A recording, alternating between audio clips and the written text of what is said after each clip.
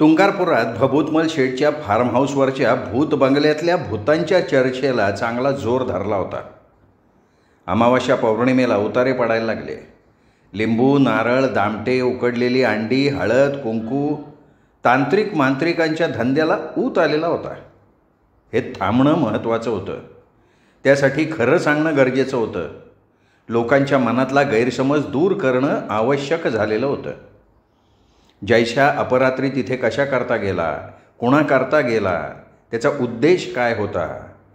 17 जण 1760 प्रश्न विचारणार. त्यापेक्षा आपल्याला सुखरूप राहायचं असेल, कोणाचा भविष्यातसुद्धा त्रास नको असेल, तर भूत बंगल्यातलं भूत माणसांच्या मनात जिवंत ठेवलं पाहिजे. भूतांच्या भीतीनं इकडे कोणी फिरकणार नाही. मी आणि माझ्या बहिणी वखवखलेल्या नजरांपासून सुरक्षित राहू. त्यामुळे जयशाला भूतानं घोसळलं याचं गौड बंगाल गुपितच ठेवलं पाहिजे. खरं काय ते आपल्या भावंडांना माहिती आहे. त्यामुळे चिंता करायचं कारण नाही. होतं ते बऱ्यासाठी होतं असं शेवंतीला वाटत होतं. तुंगारपूरमध्ये नव्यानंच 4-2 स्वयंघोषित छाटछूट दादा निर्माण झाले होते. ही दादागिरी करणारी मंडळी 4-2 गुंड प्रवृत्तीच्या पोरांना हाताशी धरून फेरीवाले, विक्रेते यांना त्रास देत होते. धंदा करायचा असेल तर खंडणी द्यावी लागेल. जयंत या मयंतांच्या नावाखाली सक्तीनं देणग्या उकळायचे. कुणी विरोध केला तर त्याला फटकवायचे. उगा कशाला गुंडापुंडांच्या नादी लागायचं म्हणून मुकाट बाकी सगळे अन्याय सहन करत होते. एस टी स्टँड परिसरात पक्यादादाची हुकमत होती.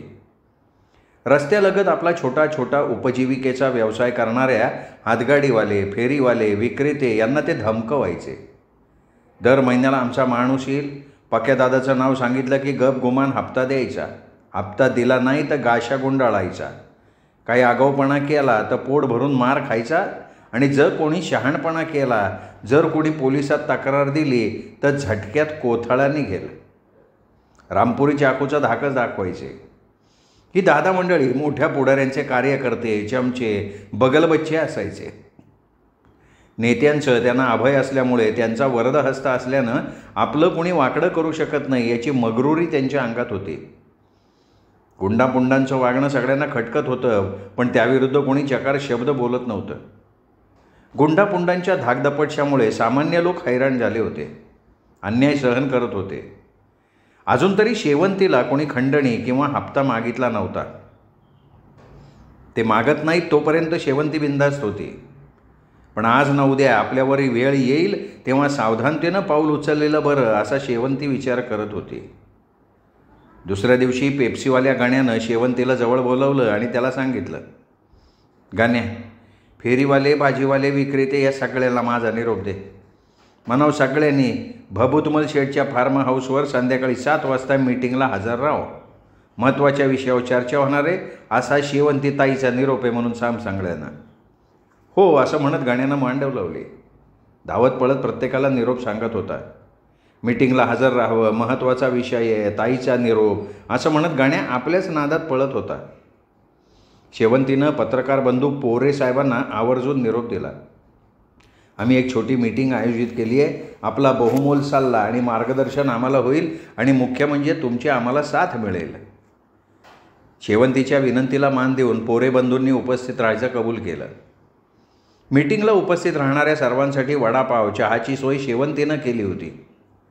या छोट्या लोकांची आपल्या फार्म हाऊसवर कसली मीटिंग होती आहे हे बघण्यासाठी भभूतमल शेठसुद्धा उपस्थित होते. सर्वजण एकत्रित आल्यानं एक वेगळाच उत्साह त्या मीटिंगमध्ये जाणवत होता. मीटिंगला सुरुवात झाली. मीटिंगचं अध्यक्षपद भभूतमल शेठला बहाल केलं. प्रमुख मार्गदर्शक म्हणून पत्रकार पोरेसाहेबांचं नाव सांगितलं गेलं आणि उपस्थितांचं स्वागत करून शेवंतीनं विषय प्रतिपादनाला सुरुवात केली. बंधूंनो, आज आपण महत्त्वाच्या विषयावर बोलणार आहोत. कुणीतरी विषयाला वाचा फोडणं गरजेचं होतं. अन्यायाच्या विरोधात आवाज उठवणं गरजेचं होतं. जो तो होणारा अन्याय निमूटपणे सहन करतोय, शेपूट घालून बसतोय. अरे आपण मरमर कष्ट करायचं आणि कुठल्या तरी आलतू फालतू दादाच्या नावानं गुंडगिरी करून खंडणी गोळा करतात. ते हप्ते वसूल करतात आणि अनेक जण खंडणी देऊन गपचूप बसतात. अरे 4-2 टवाळखोर पोरं एकत्र करून त्यांच्या जीवावर दादागिरी करणारे बरेच दादा आता तुंगारपूरमध्ये निर्माण झाले. त्यांचं का फावतंय तर तुमच्या आमच्यात एकही नाही. आता ते 4 असले तर आपण 40 आहे याची जाणीव ठेवा ना. जशास तसं वागलं तर त्यांची खंडणी मागायची हिंमतच नाही होणार. तुम्हाला कोणी त्रास देणार नाही, फक्त त्याकरता आपल्यात अभेद्य एकी असली पाहिजे. कोणावर जरी अन्याय झाला तरी सगळ्यांनी एक होऊन प्रतिकार करायला पाहिजे. तर मग आपण भल्या भल्या दादांची पाचाव धारण बसवू. आपण फक्त स्वतःपुरतं बघत राहिलो तर मात्र हर एक दादा होईन, आपल्या मानगुटीवर बसन. पण सगळ्यांनी मिळून प्रतिकार केला तर असले फडतूस दादा शेवटी पाय लावून पळून जातील. शेवंती मीटिंगमध्ये आवेशात बोलत होती. हणम्या मध्येच उठून एक शंका व्यक्त करत म्हणाला, ताई, या दादा लोकांचे गॉडफादर पुढारी असतात. आमदार खासदारांची हे बगलबच्चे असतात. त्यांना पण निवडणुकीत असले आंडू पांडू दादा जवळ बाळगायला लागतात ना. या दादांना त्या गॉडफादर लोकांचं संरक्षण असतं. तसं आपल्याला कोणाचं संगण नाही. आपण सामान्य माणसे. रस्त्यावरच्या माणसाला कसली आली हो किंमत ताई. हणमे असं म्हणताच इतरांनी वय वय म्हणत माना डोलावले. हे बघा, हणम्या म्हणतोय ते काही खोटं नाही बरं का उगे आपलं गांडीला चिमटा घेऊन ग बसायचं. कशाला कोणाच्या नादाला लागून अंगावर बेलामत ओढून घ्यायचे. बाब्या म्हणाला, हे बघा, असा कोत्या मनानं विचार करणं हेच तुमचं चुकतंय. कोणताच पुढारी सांगत नसतो असं. ही मंडळी उपद्व्यापी आहे, पण म्हणून कुठलाही आमदार खासदार सामान्य जनतेला दुखवू शकत नाही. कारण 4 गुंडांपुंडांपेक्षा त्यांना सामान्य माणसांची मतांची गरज जास्त आहे. गॉडफादरच्या नावाखाली वाघाचं कातडं पांघरून तुमच्या आमच्या जीवावर मोकाट आणि फुकट जगणारी बांडगुळं आहेत ती. जर तुम्ही आम्ही एकी करून राहिलो, अन्यायाच्या विरोधात बंड केलं की भल्या भल्या गुंडांना शेपूट घालून पळावं लागेल. आपल्या संरक्षणाकरता कायदा आहे. आपली योग्य बाजू मांडण्याकरता, आपला सामान्य जनांचा आवाज बुलंद करण्याकरता पत्रकार पोरे बंधू आपली पाठराखण करतील यात तिळं मात्र शंका नाही आहे. हां, पण अन्याय सहन केला की अन्याय करणारे मानगुटीवर बसलेच म्हणून समजा. अभेद्य एकी ठेवली तर विजय आपलाच आहे. शेवंतीच्या आवेशपूर्ण भाषणानं सगळे भारावले होते. त्यांना मनापासून पटलं होतं. अंतू मोरे उठला, दणक्यात घोषणा केली, शेवंतीताई आगे बढो, हम तुम्हारे साथ है. हे बघा, आपल्या श्रमिक संघटनेच्या नेत्या शेवंतीताईच असतील. शेवंतीताईला आमचा एकमुखानं 100% पाठिंबा राहील. सगळ्यांनी हात उंचावून माना डोलावून होकारार्थी माना डोलवत टाळ्या वाजवायला सुरुवात केली. शेवंती तडफदार आहे, धडाकेबाज आहे, वाघीण आहे. हिचं भविष्य उज्ज्वल आहे. शेवंती प्रामाणिक आहे. तिच्याकडे चातुर्य आहे. न्यायाची चाड आहे, अन्यायाची चीड आहे. आपण शेवंतीला केलेलं सहकार्य सत्कारणी लागतंय. शेवंती पोटची मुलगी नसली तरी ती माझी मानस कन्या आहे. शेवंतीचा मला सदैव अभिमान वाटत राहील असा बसल्या बसल्या भभूतमल शेठच्या डोक्यात विचार येऊन गेला. पत्रकार बंधू पोरेसाहेबांनी समारोपाचे 4 शब्द मार्गदर्शन पण भाषण करताना सांगितले. बंधूंनो, सामान्य माणसांची असंघटित क्षेत्रात काम करणारी सामान्य माणसं एकत्र येत आहेत आणि ही संघटना संघटित झाली आहे याचा मला अत्यंत आनंद होतो आहे. यापुढे तुमच्या लढाईत मी तुमच्याबरोबर आहे. काहीतरी चांगलं घडतं आहे. तुमच्या चांगल्या कार्यात मी माझ्या लेखणीचं योगदान नक्कीच देईन. तुम्ही खात्री बाळगा. ही लोकशाही आहे. गुंडापुंडांना खड्यासारखं बाजूला करणं गरजेचं आहे. चांगल्यासाठी आपला आवाज उठवला पाहिजे. अन्यायाच्या विरोधात दंड थोपटून उभं राहिलं पाहिजे. तुमच्या आमच्यातला स्वाभिमान जागा करण्याचं काम शेवंतीताईंनी केले आहे. स्त्री सामर्थ्य काय असतं याची चुणूक शेवंतीताईंनं दाखवून दिली आहे. तुमच्या संघटनेला, तुमच्या कार्याला माझ्या सदैव शुभेच्छा असतील.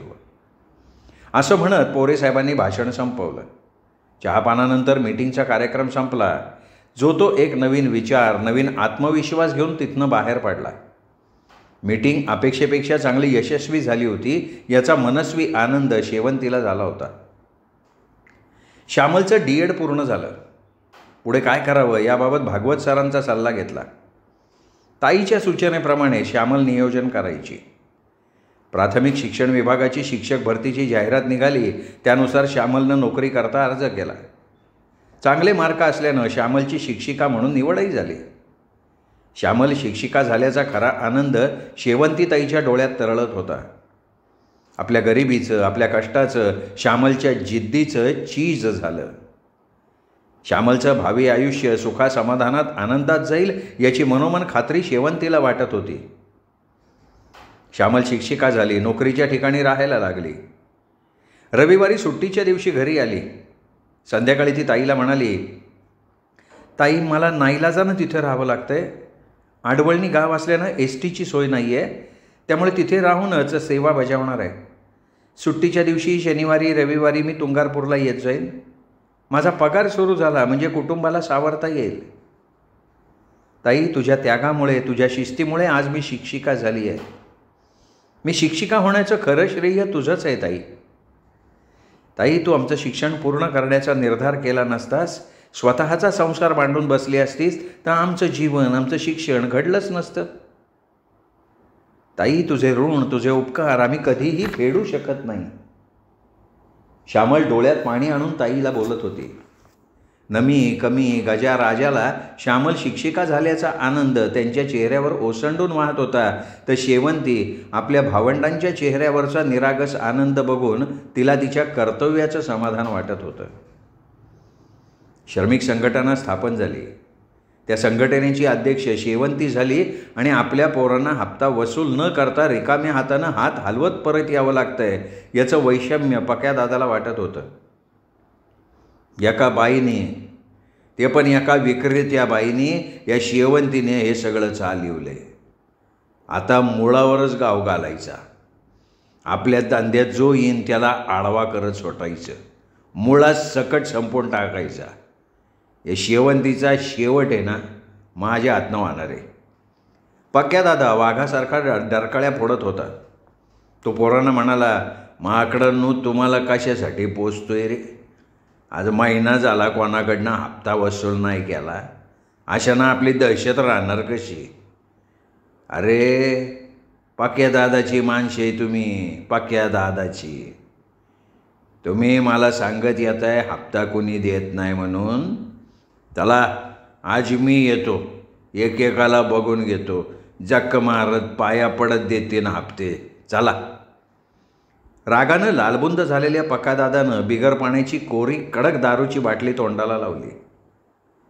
ढसाढसा दारू ढोसली आणि हातात नंगीत तलवार घेऊन आरोळे ठोकत बाहेर पडला. कोण आडवा येते बघतो, साल्याला खल्लासच करून टाकतो. श्रमिक संघटनेतल्या भीम्यानं एक शिट्टी मारली तसे गाडीवाले, फेरीवाले, विक्रेते, भाजीवाले सावध झाले. त्यांनी अगोदर ठरल्याप्रमाणे प्रत्येकानं मजबूत दंडुका बाळगला होता. दुसऱ्या शिट्टीला सगळ्यांनी एकत्र यायचं. तिसऱ्या शिट्टीच्या वेळी सर्वांनी मिळून एकाच वेळी प्रतिपक्षावर हल्ला करायचा. श्रमिक संघटना तयारीत होती. याचा बिलकुल अंदाज पक्यादादाच्या गँगला नव्हता. पक्कादादाची गँग हुल्लडबाजी करत फेरीवाल्यांचं, भाजीवाल्यांचं, गाडीवाल्यांचं, विक्रेत्यांचं नुकसान करत माल रस्त्यावर फेकून देत होती. साले धंदे करतायत, कसे धंदे करतात बघतोच मी एकेकाकडं. कुठे ती छम्मक छल्लो लीडर झाली का इथली? तवारीच्या एका गावात संपून टाकतो तिला, असं म्हणत पक्यादादा चौकात थैमान घालत होता.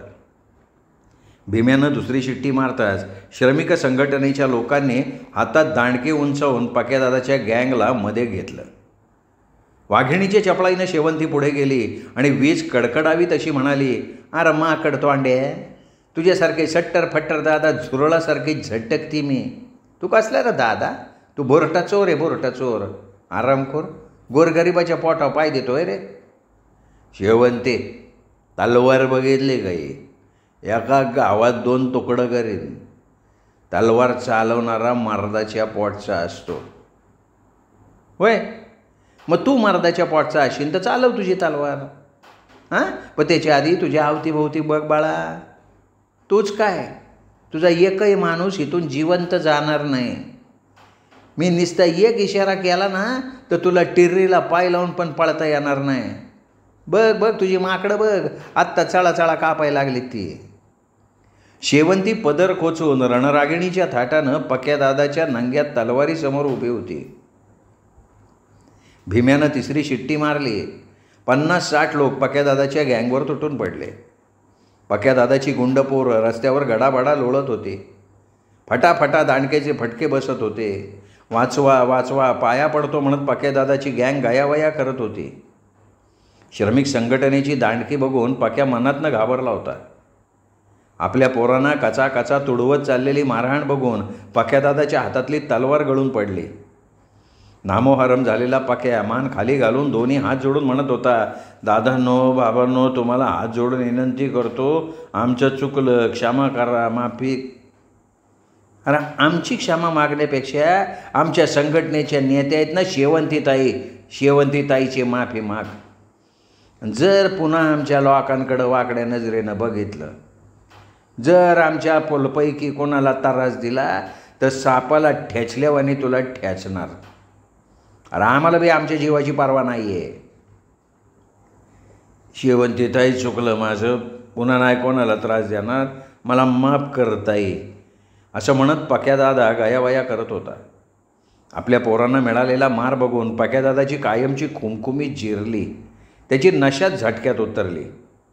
त्याची भंपक दादागिरी आणि त्याच्या विरोधात एकवटलेल्या प्रतिकारानं पक्यादादा स्वतःच्या जीवाला घाबरून शेवंतीला शरण आला होता. खुल्या मैदानात भर चौकात पक्यादादाच्या गँगची फजिती झाली होती. हातात नंगीत तलवार असून सुद्धा पक्यादादा हारला होता. शेवंतीच्या हातात कुठलंही शस्त्र नसताना सामान्य जनतेच्या दंडुक्याच्या धाकानं अभेद्य एकीनं गुंडाविरुद्धची लढाई कणखर बाण्याच्या शेवंतीनं जिंकली होती. भर चौकात एकच जय जयकार झाला, शेवंतीताईचा विजय असो, शेवंतीताई जिंदाबाद, पक्यादादा मुर्दाबाद. पक्यादादाची पोरं कधीच परागत झाली. अपराधीपणाचं, पराभवाचं शल्य मनी बाळगून पक्यादादासुद्धा गर्दीतनं कधीच पसार झाला होता. सर्वांसमक्ष त्याच्या माणसांनी सपाटून मार खाल्ला होता.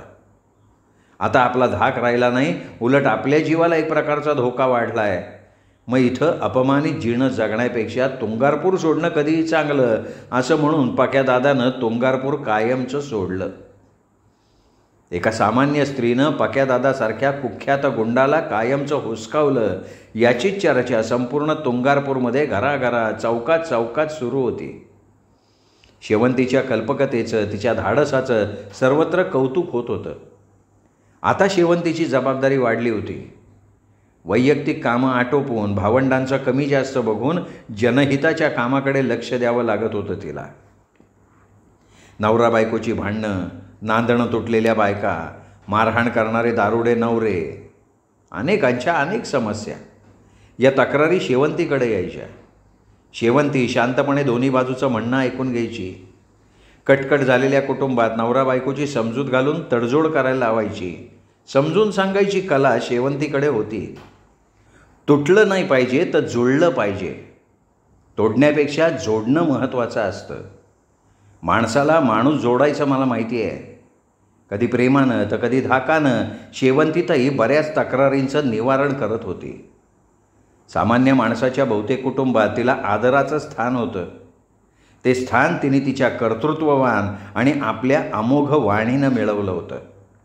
सामान्यांचा आधार शेवंतीताई बनली होती.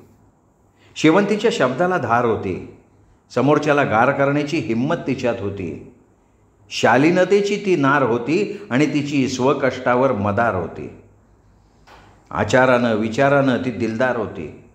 डोळ्यात कारुण्याची नजर होती. बोलण्यात चतुर होती. वरपांगी कठोर होती. ती अनेकांच्या मनात विराजमान होती. शेवंती सामान्य घरची पोर, दिसायला सावळं स्वरूप, खऱ्या अर्थानं मानवतेचं ती मंदिर होती. राजा 10वी पास झाला, गजा नापास झाला. कमीनं कला शाखेत ॲडमिशन घेतली. नमीचं तळ्यात मळ्यात चाललं होतं. तिचा ठाम निर्णय होत नव्हता. एकदा म्हणायची मेडिकलला जाणार तर एकदा म्हणायची बी फार्मसीला जाणार. राजा 10वीत जेमतेम मार्कांनी पास झाला होता. त्यानं शासकीय ITI कॉलेजला प्रवेश घेतला. तिथे त्याला वायरमनचा कोर्स मिळाला. शिक्षणाचा खर्च वाढला होता. सुरुवातीला श्यामल नोकरी लागल्यानंतर हातभार लावत होती, पण आता मात्र तिने हात आखडता घेतला होता. महिना श्यामल तुंगारपूरला फिरकतही नव्हती. घरी आली तरी पूर्वीसारखी बोलत नव्हती. आबोल राहायची. तिच्या मनात नेमकी काय घुसमट चालू आहे याचा अंदाज घ्यायचा प्रयत्न शेवंती करत होती. सुरुवातीला लेमन गोळ्या विक्री करणाऱ्या शेवंतीनं स्टँडवर काकडी, कलिंगडाची फोड विकली. जसा सीझन असेल तसा आपला व्यवसाय बदलायची ती. सुरुवातीला अनेकांकडनं उपहास झाला, अपशब्द ऐकायला मिळाले, मानहानी झाली. पण परिस्थितीला तोंड द्यायचं होतं. भावंडांचं शिक्षण पूर्ण करायचं होतं. पदोपदी येणाऱ्या अडचणींना तोंड देत तिला वाटचाल करायची होती. वेगवेगळ्या कुटुंबातून आलेली, वाया गेलेली, कोणी पोटासाठी व्यवसाय करणारे तर काहीजण मिळालेल्या 4 पैशातनं व्यसनाच्या आहारी गेलेले. स्टँडवर वेगवेगळ्या प्रकारच्या विक्रेत्यांची संख्या 50-60 होती. हळूहळू या सर्व पोरांना चांगुलपणाची, माणुसकीची शिकवण देत त्यांच्यात अभेद्य एकी शेवंतीनं घडवून आणली. त्यांना बचतीची सवय लावली. त्यांच्यात भिशी योजना सुरू केली. महिना 100 रुपये जमा करायचे. दर महिन्याला ज्याला गरज आहे त्याला नाममात्र दरानं 10,000 रुपये मिळणार. ठराविक हप्त्यानं परतफेड करायची.